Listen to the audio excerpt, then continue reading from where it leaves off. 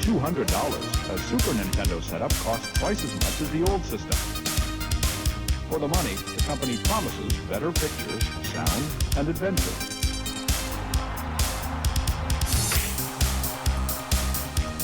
Now you're playing with power, superpower. You're the king, I tell you! The king! Only for Super NES. Only on Super NES.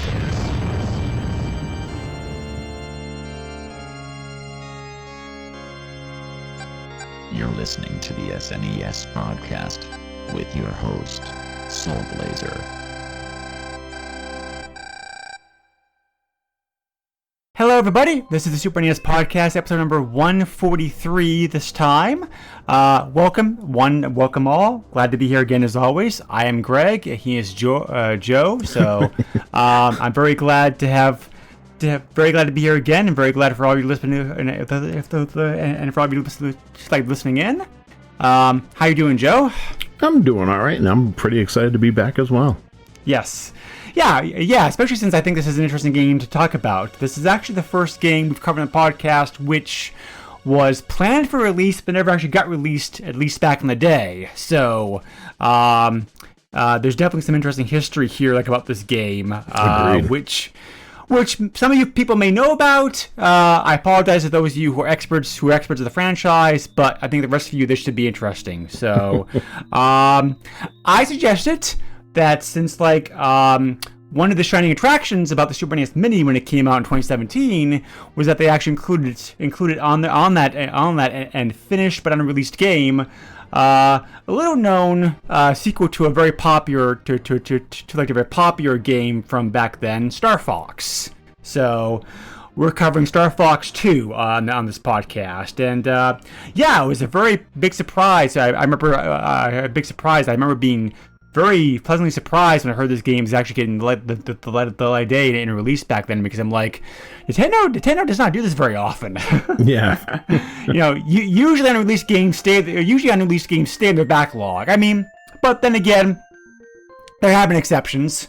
For example, we finally got Super Mario Brothers the real Super Mario Brothers 2, right? On Super NES also, as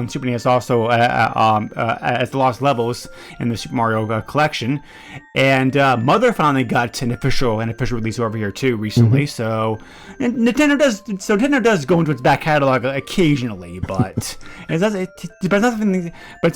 something that you associate like the company, but right. Especially with a game like this one. So a lot to talk about this one. Starfox 2, the original game, was a joint development venture between Nintendo E&D Software in Japan and Argonaut Software in Great Britain. Nintendo was obviously the publisher of it. Planned for 1995, planned for summer or fall 1995 release originally. The final version of the game, which came out, has a 96 copyright date on the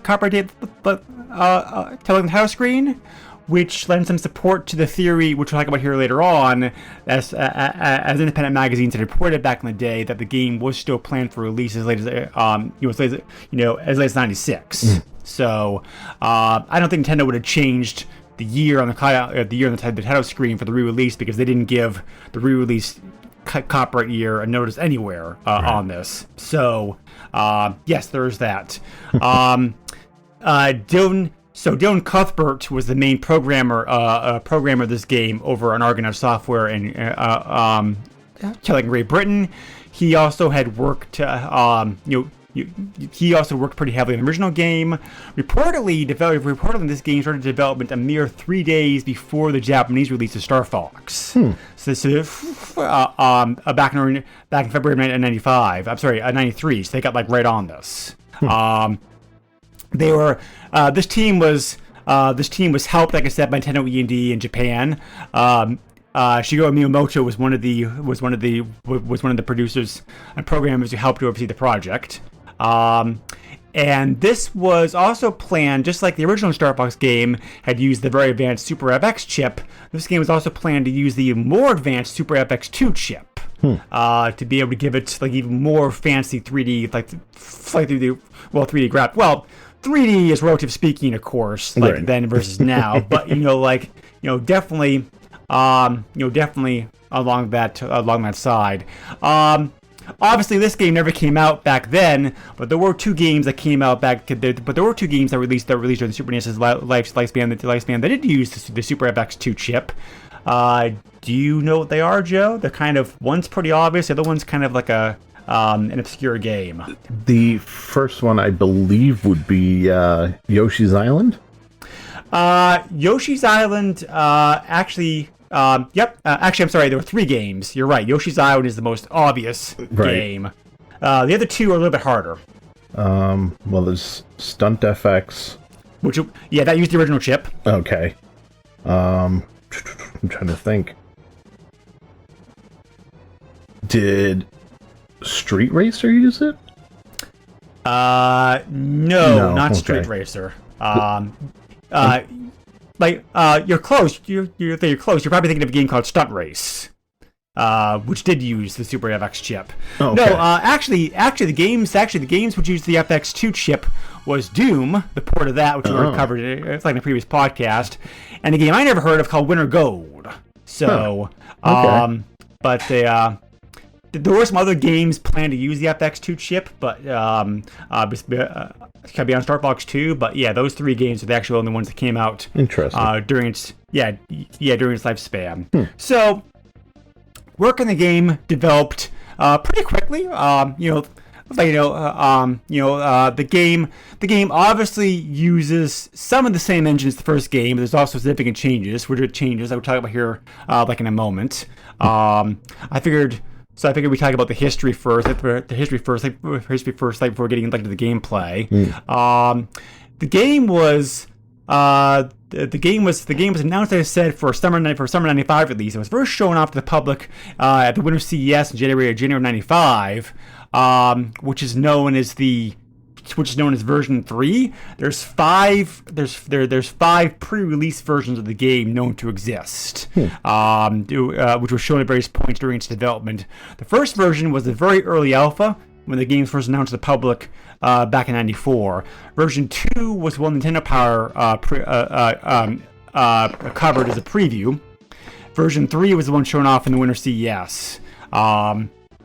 Version 4 was a late game release of the game, which is the version that was most commonly known before its official release, and version 5 is, of course, the actual release. So, anyway, the Winter CES version 3, huge hit, very popular game there. Everybody said great things about it. The game was really looking, the game was really, the game was how anticipated. However, Nintendo kind of got cold feet as the year developed, mostly because of the fact of the N64 project, Ultra 64. It's important to remember that the system was planned to come out a lot sooner than it actually did end up coming out. And there was fear, especially with Miyamoto, that they wanted a clear break between 3D games on both systems. They didn't want to have the game. They basically didn't want to have a game like this coming on Super NES with the N64 right around the corner, because they'd be like, well, consumers wouldn't have a reason to spend up their, to go out and spend the $200 or whatever it was for the 64 if the system was capable of doing these games. So that was the big fear of Nintendo back then. And that's quoted as the biggest reason why the game was officially canceled. There was a commented, Nintendo was also kind of cagey about this. There were third-party magazines talking about the game being canceled later on that year, whereas Nintendo came back and said themselves that rumors of the demise of the game had been greatly exaggerated, and they still had the game scheduled for an early '96 release. Obviously, that never happened. So, in this case, magazines like EGM and GamePro are definitely correct in saying the project had been canceled. Yeah. How far along the game was before its development, before it was officially canceled, is a little bit speculative. Most reports will say the game is about 95 to 99% complete. So for all practical purposes, the game was done. The only things left to do on it was just like fine tuning of the game. For example, version 4 that I mentioned before, which was the ROM image that was leaked onto the net in 2002, still had the frame rate and the sprite counter on the screen, for example, which are common debugging tools that are removed at the last moment when a game is ready for release. So basically, really the game was done, except for just some fine tuning on the game. How the game got out is not entirely clear. There's some speculation about like what happened. Cutthrope, the main program I mentioned before, denies releasing the game himself, even though he was very disappointed that Nintendo decided to cancel the project. He did, however, admit that he quote unquote forgot to remove the game build off his old work PC when he sold it. So it's very possible the person who got it realized what it was and decided to leak the game back onto the internet. So yeah, this game has been available online for a while, but it was in Japanese because it was a Japanese version of the game. And there were some features in that version of the game that did not make the final version of the game. For example, like I mentioned, there was still the fine tuning to do. There was still the frame rate and the sprite issue and whatnot to work out. There was also a couple extra features available to play off of, like the main menu, including a split screen 2-player mode, which I kind of wish had been. Which looked very good for the time. I mean, like, you probably remember playing Joe those early PlayStation dual screen 2-player games. Yep. That's basically what this was. So, unfortunately, that did not make it the final version of the game. Nobody's really quite sure why it was taken out. One guess is because they didn't really playtest that well. So, yeah, I was gonna say, I wonder why they didn't put that back in when they released it on the Mini. Yes. Well, the reason for that, I should say that we don't know the reason why multiplayer was taken out. We do know the reason why it wasn't put back in. I mentioned there was a 5th version of the game, version 5. Cutthrope had said in interviews in the past that he was given a complete version of the game. Like I said, 99% complete done, right, just before the project was canceled, and he kept on to it himself for years, but never released it for fear of being basically sued. Right. He also said that because of the legal, the legal situation had to be worked out because of course both Nintendo and Argonaut had copyright on the game, right? And the company and Argonaut went out of business in 2004. So the whole legal who has the actual rights to the game was up it was up in the air for a while. So that makes sense. Nobody realistically expected this game to come out officially. So right. People for years, I mentioned, have been playing the version of the game that was leaked online. Fans did translate that game to English. So I did play that a little bit several years ago. It's a little rough around the edges. Like I said, it does still have that the frame rate and the sprite counter on the screen all the time, but it is basically a playable version of the game. Did you ever mess around with that, Joe, or was this your first time actually playing the game? So it's a ROM, obviously I've always had because it's in most ROM sets. But correct, yeah. This was my first time ever actually booting the game up. Okay. I love the first Starfox, so I was excited when you said Starfox 2. I was like, yeah, we totally need to do that. I also have huge nostalgia for the original Starfox, and like the newer games are very hit or miss. Mm-hmm. Some of them are good, some of them are not. I think Starfox 64 is the best in the series personally, but absolutely. Starfox 64 uses about 40% of the game and assets from Starfox 2. So they didn't exactly... So the whole project did not go to waste. They did recycle some parts of it. And in fact, other parts of this game did make appearances in later games, which we'll talk about here like in a moment. But, it was a very pleasant surprise that Nintendo was able to get the rights fully to the game, and they released it as part of Super NES Mini in both Japan, North America, and Europe in 2017, and people could finally play this officially. So, like I said, they used that 5th version of the game, with apparently and from what I heard, very, very minor tweaks were needed to that ROM to get it to work 100%. So, but if you don't have a Mini, because Minis can be a little bit harder to find, even though we did mention in the last episode that you still can buy one from Nintendo if you want to, there's no way to play this game. The game also was released last year, 2019, on the eShop, like the Nintendo Switch. Oh, I didn't know that. Yes, so it's available on there too. So there's two ways to play the game if you want to, legally I should say, if you want to actually buy the game officially. So I think it's worth it. Well, the changes in this game between the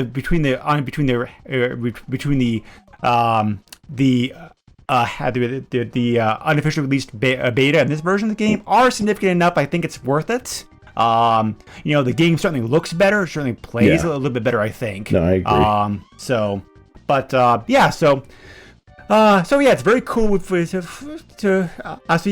very cool that we actually got the chance to actually play this game in an official way. So it was definitely, and it was very smart for Nintendo to include it with the Mini, because I think it helped to, I think that was a very, a big draw for the system.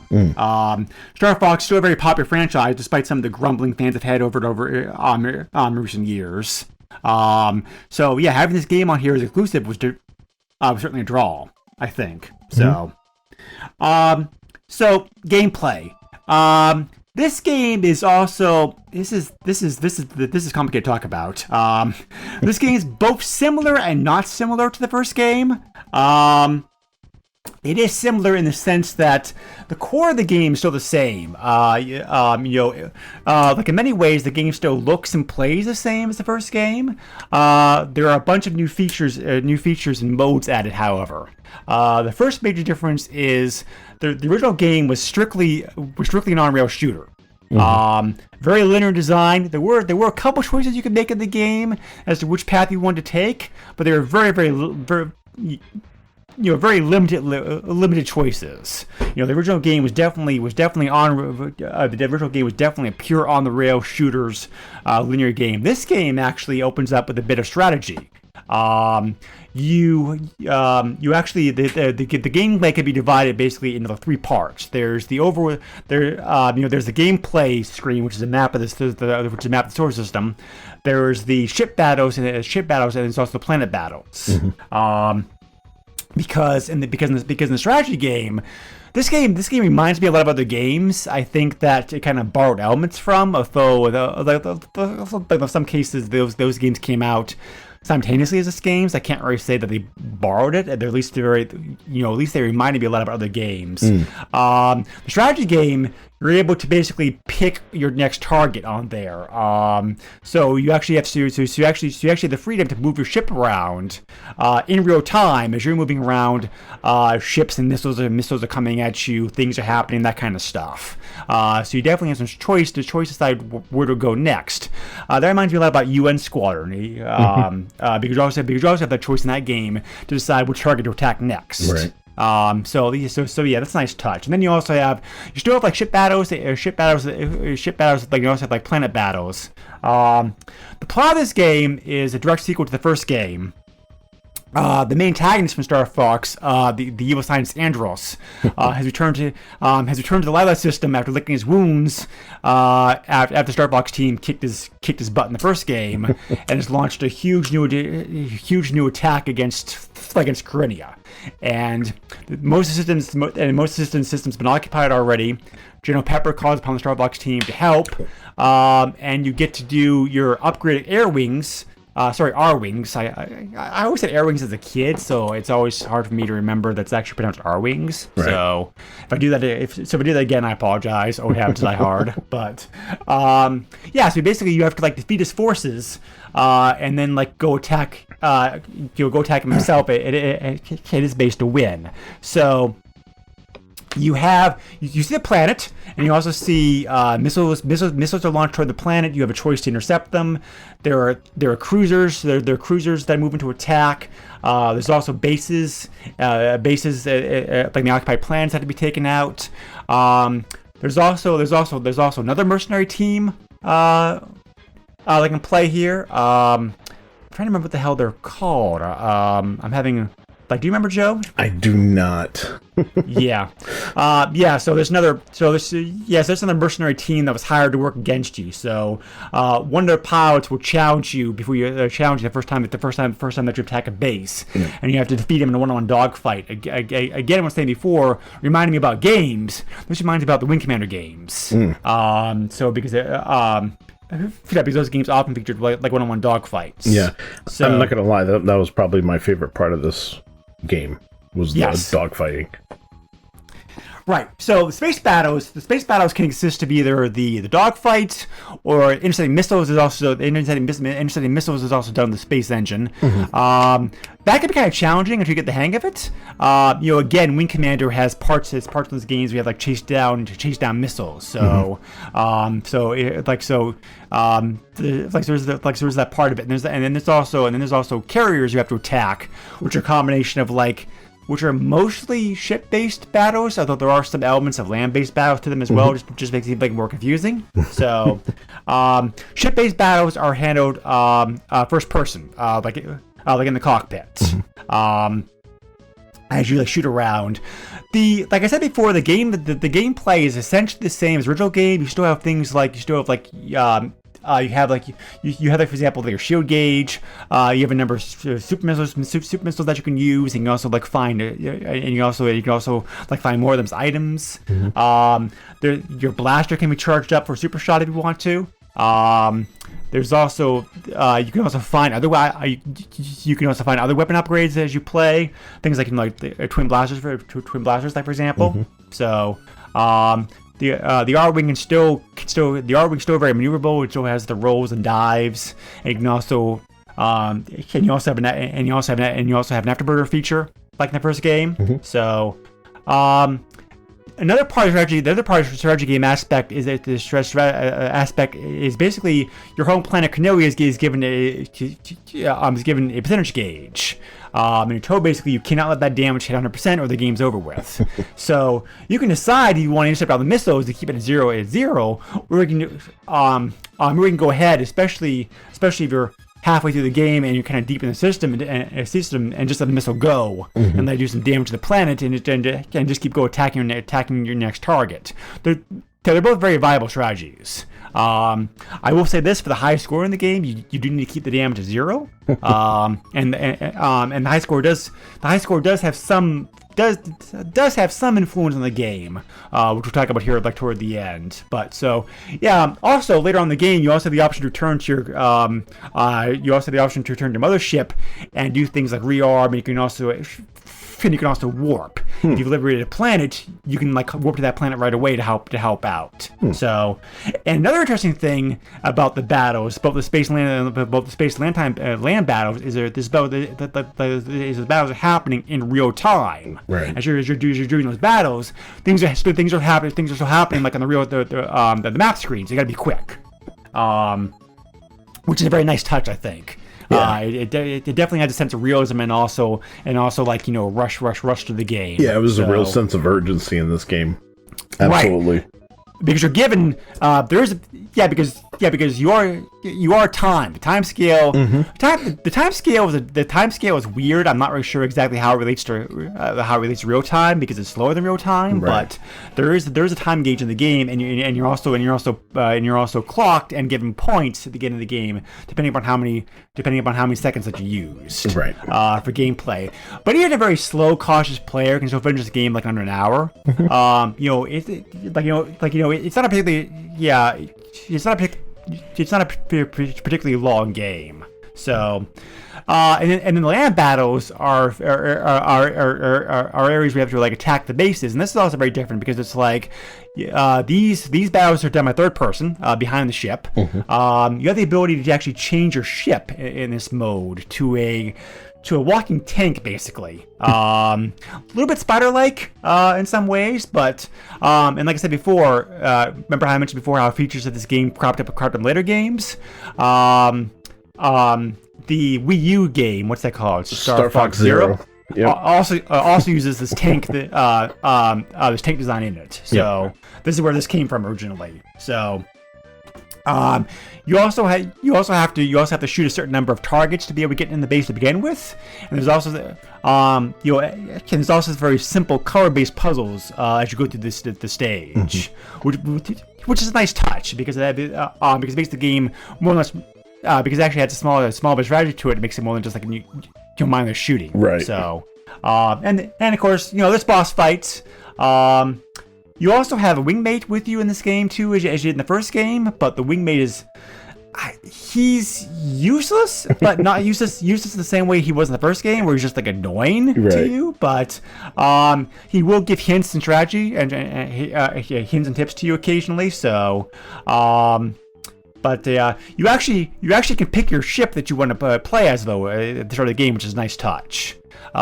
Like you have to play, 6 people to pick from, so you don't have to play, as Fox if you want to. Like you in the first game, you play someone else if you want to. Most of the playable games are from the first characters are from the first game. There's Falco, Peppy, and Slippy all from the first game, and the new characters are Faye, who's a dog, and Miu, who's a lynx. So. Curious changes made in the game during its development. Miu was originally Lady, a female version of Fox, who I do believe showed up in later games. I think so. That was something else that came with this game originally. And before the tank, the original idea was to have a hovercraft mode instead. But the hovercraft didn't really test all that well, from what I heard, so they changed it over to the tank mode, like pretty early. So that's the gameplay of the game in a nutshell. So let's get into nuts and bolts of it. Graphics. I mean, wow. The Super FX 2 chip really is impressive compared to the original chip. The original game kind of ran. The original game now I don't think is aged very well because you can see just how slow and clunky that it is. This game's still actually pretty smooth. Yeah. Even the current game, even the current year 2020, man, if this had come out back then, I wouldn't like blown away by it because the 3D effects and the spinning and the turning and the grab and the explosion and whatnot are just like super well done. It's very, very impressive. I was gonna say in those one-on-one dogfights, you really see how smooth the gameplay is. Like that, there's a lot going on between the maneuvering and the flashing points that you have to shoot at, plus text boxes are popping up and there's no slowdown. It's amazing. Yes. Two other things to add to the dogfights. One, you can see the hit point gauge of the enemies you're fighting. And two, I just remembered that mercenary team is called Star Wolf. There we go. Yeah. So. Who also do show up in later games. So once again, you see some names of this game, even though it never came out, that was borrowed and reused for later games of the series. Right. So the graphics are really impressive. I mean, of course by today's standards they'll date it. But this game running on the Super NES, it's like wow. Yeah. It's like it's like really impressive. I had the same reaction to this the first time I saw I pretty much had the same reaction to this game that I saw that I had when I first saw Donkey Kong Country running because it's like holy cow, this can do this. Right. So right. It's like really. They're really impressive. Which, if you think of the time frame, it makes sense. You know what I mean? Donkey Kong was the most beautiful game that they had on the system at the time, and Star Fox was supposed to trump that. And it kind of did with the polygon rendering and whatever else. But this one definitely would have topped Donkey Kong Country, in my opinion. Yeah, so you can kind of understand Nintendo's concerns a little bit concerning the graphics, since since the N64 was planned for '96 release originally. Just the fact this game was really pushing the limits of what the system could do. Right. Now in hindsight, the N64 came out over a year later. Before the planned release of this game, so they could have gotten this out with Miyamoto. Was wrong. The games still could have came out with that time break you wanted between the systems. Right. But again, hindsight's 2020. So, But yeah, we'll get into the wisdom of that later on. But anyway, yeah, the graphics are still like very, very good. I think all things considered. Colors, the map screen like very bright, and bold. They're obviously more muted in the ship stages, but the color puzzles work very well because the colors are like so like bright, easy to stand out and whatnot. So. Yeah, music in this game is very good. I don't think the soundtrack is quite as good as the first game, but it still has like a very impressive soundtrack. Yeah, I thought the music was okay, but I agree the original soundtrack is much better. The same voice synthesizers used in this game as was the first game. More so actually this effect. You don't hear a lot of voice during the game itself, except for when you're like picking up items or whatnot. But the ending of the game uses voices of all the characters, and it sounds really good. It's like really very really high quality stuff. So yeah, sound effects are from the first game too. They sound fine. So yeah, it's a good set. Yeah, definitely a good soundtrack. Control-wise, the game plays very similar to the first game with controls. I mean, it felt smooth. They actually give you a choice between like regular or inverted controls when we start the game up, which is nice. So, yeah. So I had no problem controlling the ship. Once I got the hang of it, it seemed to fly very well. Yeah, no, it's like what do you call it? Shit, I can't remember the name. Quality of life changes. Right, yeah. I really like the new button layout that is by default. Oh, yes, yeah. I thought that was a much better setup than what they had in the original Starfox, which, I mean, I always played on default. I never messed with the settings to change that. So it was weird at first because inside baseball, before I started playing this, I went back through and beat Starfox 1 because I wanted that comparison. And as soon as I booted up Starfox 2 and I got into it, I was like, jamming the A button. And I'm like, why am I not doing what I'm supposed to be doing? So it was nice. It was a nice change, though. Well, from what I read doing research on the game, that that was actually a late game change. Oh. The original version of the game used the original Starfox control scheme. They decided to change it up later on in the game for the fourth build. It looks like. Gotcha. So, yeah. So yeah, very nice. Difficulty of the game, it's very difficult. There are 3 difficulty levels in the game: normal and hard. After you beat the game in hard, you also unlock expert. So which is a nice touch. I played the game on both normal and hard. Normal is comparable to the original Starfox, I think. Hard's kind of like Starfox 64 difficulty. I thought it's definitely challenging, but not like rip your hair out. I've not tried it yet on. I've not tried it yet on expert. That probably is very, very hard. So, the game felt a little bit easier than Starfox in some ways, but the difficulty did kind of feel right for the game itself. If that makes sense. Like with the elements present, the difficulty felt like it was a good challenge. So. And yeah, if you want rewards and the high points, you want to try to make through the game without using continue. So. Yeah. What do you think about the overall gameplay and difficulty features?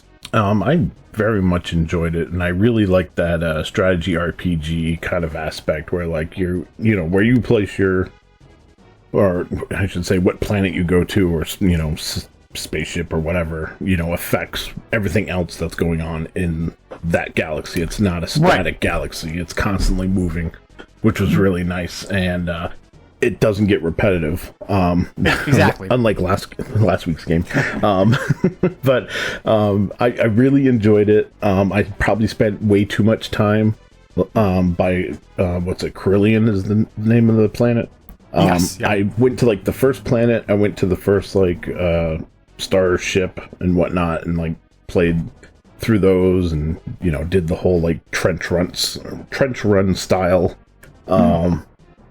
attack, and did the whole missile thing, and then it was the enemy's back on the planet, so it was I decided to go back to the planet, so it's I I spent probably a good 45 minutes just in that one little corner going back and forth, and until I finally was like, all right, I need to venture out further and just kind of, if the planet gets hit, the planet gets hit. You know what I mean?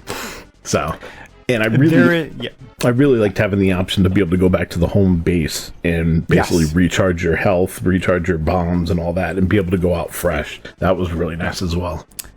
There is one more feature about the space map which can either help or hinder you depending upon how aggressive you are in your gameplay. There is a satellite deployed during the game that can help defend against missiles and ships.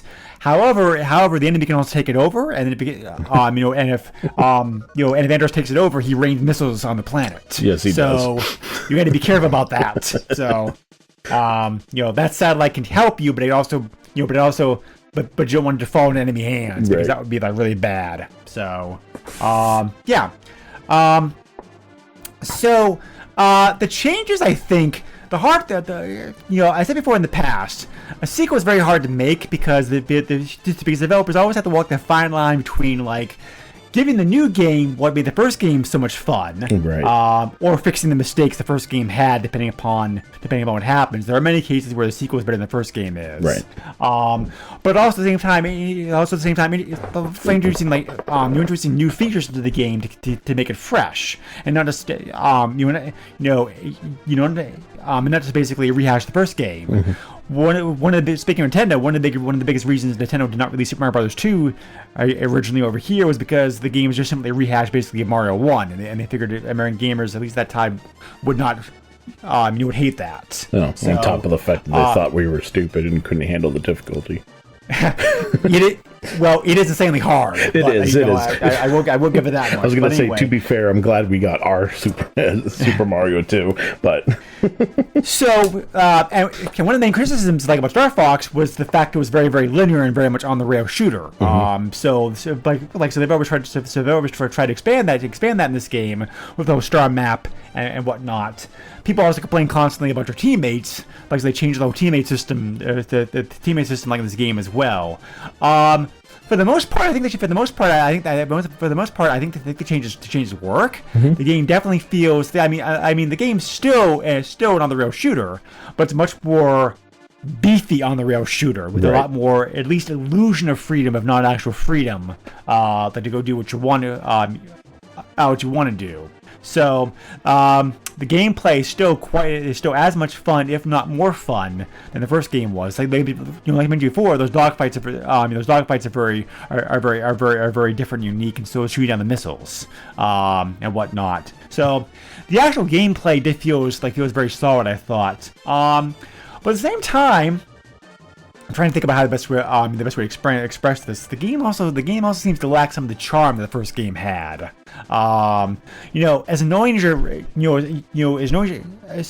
teammates were, it felt like a team in that game. Right. They actually did feel like they actually were worth the whole game because of the chatter and the damage gauge that they had and whatnot. Reducing them to basically just like an afterthought in this game. Fixes some of the problems the first game had, but also move some of the camaraderie and some of the actual Starfox team feel the first game had, which is basically kind of like you against the whole world kind of like thing. Yeah. So, the story also feels very cartoonish, and actually step back from the first game, right? Because once you destroy the cruisers, Andrews is like, I was just getting started. Like, here's some new ones. Right. Like, again, really? So more of the same. So blah. But so yeah, I think the game's fun, but I don't like it as much as the first game. Partly because of that, partly because I'm also freely going to admit that it's nostalgia, because I love the first Starfox games. So maybe I'm not looking at this the fairest eyes, but most of the changes I like. Most of the game I think is very fun, but just based on something extra that it doesn't have the same replay value, I think, or the same kind of charm feel the first game had, because some of the changes made to the game. So I agree. I could have done without tank mode, in all honesty. Tank mode was fun. I I did not mind take mode. I thought that was a very refreshing change of the game. Yeah. So, I think that some of the enemies did not feel very inspired. Right. But so the bases I thought recycled some of the same elements one too many times. Mm-hmm. But it's a fun game, but a worthy sequel to Starfox, definitely. As a standalone game, that's a little bit harder. It's just a call. I talked to some people who love this game. The reviews of the game when it came out were very, very positive. So obviously, a lot of people this game resonated very strong with them. Right. How you feel about the game, your mileage may vary. So I guess that's just the key. The warning I'm putting in here about this. So. Yeah. And I wonder if a lot of those reviews is because, this game has been whispered about for so long, and then finally having your hands on it. You know what I mean? I think there's still some rose-tinted glasses there. It's just a different... Well, it was like the game is what I mean? new. You could play it years and years ago. Just right. You finally got an official release of it. So... Right. But, so you mentioned you were a big fan of Starfox 1 also, Joe. What do you think about the overall gameplay changes to the sequel? Like I said, the changing of the controls at default was really nice. I agree. Tank mode, you do, move around a little, it's nice.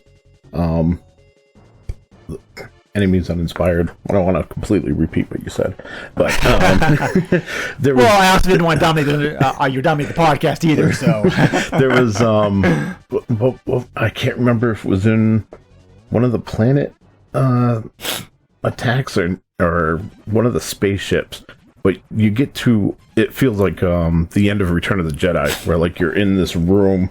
And there's, there's like a boss thing in the middle, and you gotta just keep shooting it and trying to.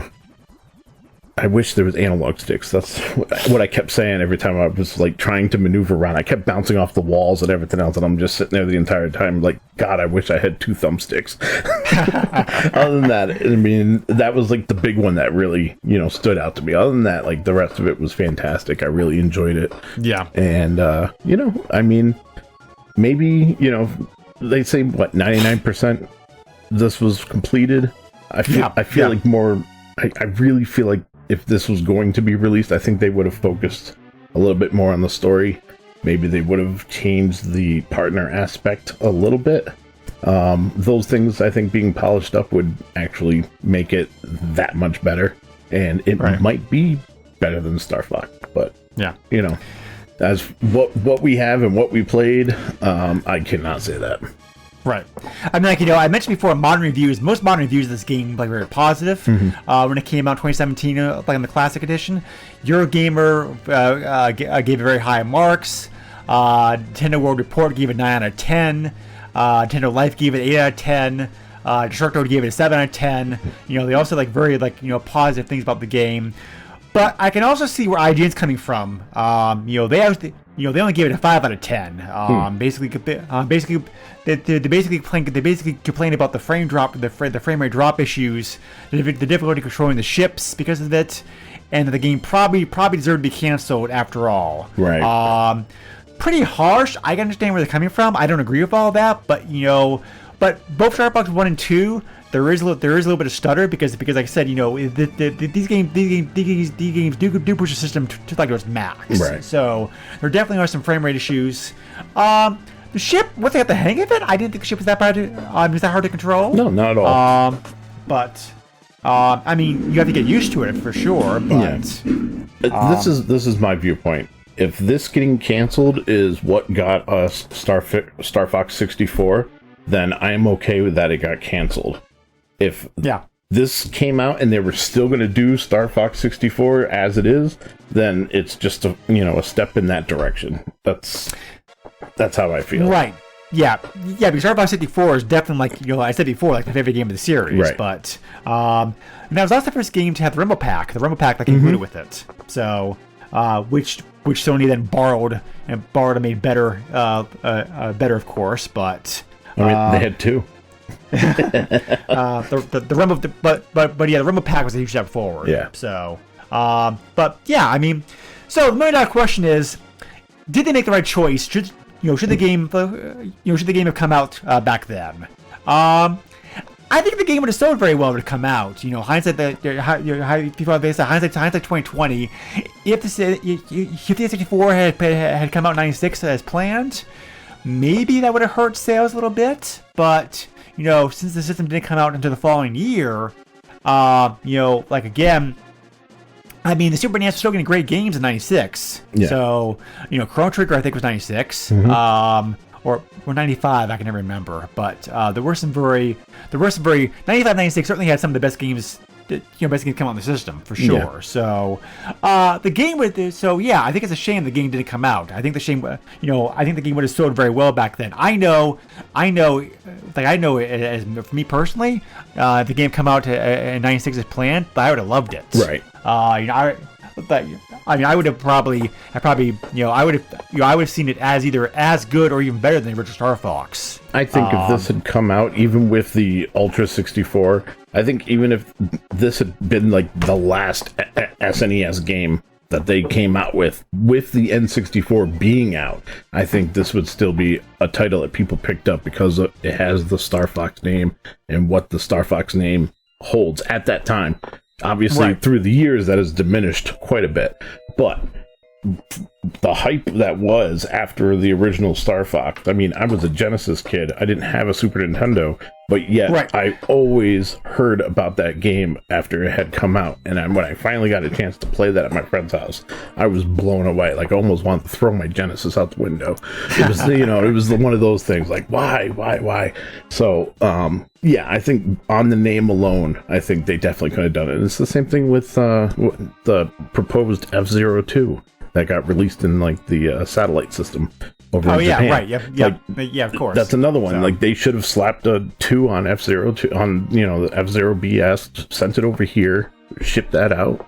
F-Zero 2, we would have eaten it up because F-Zero was amazing. You know what I mean? Just on the brand name alone, you could have sold that game. Right. Yep, for sure. So, there are a bunch of unlockables in this game, which you can do. One of the things that the game encourages you to do is to get pepper medals. You earn medals basically by various ways, like getting like high scores, finding them hidden in stages, that kind of stuff. When the game ends, you're given a rating based upon the score, and your score is determined by how many points you scored, how many plants, how many bases you destroyed, how many ships you took down, how much damage you took, that kind of stuff. If I'm giving a rating, B is excellent. A is almost impossible to get, I think. With this game, but anyway, to unlock some of this stuff, you have to get pepper medals. For example, if you collect 52 pepper medals across all 3 levels of difficulty, you get to unlock an alternate title screen where instead of like Andrew's face, it shows like Fox's face. You also can unlock a secret base. You have to collect every pepper medal on all 3 difficulty levels. Each difficulty level has its own secret base. You have to collect all the medals on that level to unlock the secret base. The secret base is worthwhile because it contains one of each power up, like in the game. It also gives you a super secret homing upgrade for your charge shot. So it's just like when you use the charge shot, it can track your enemy.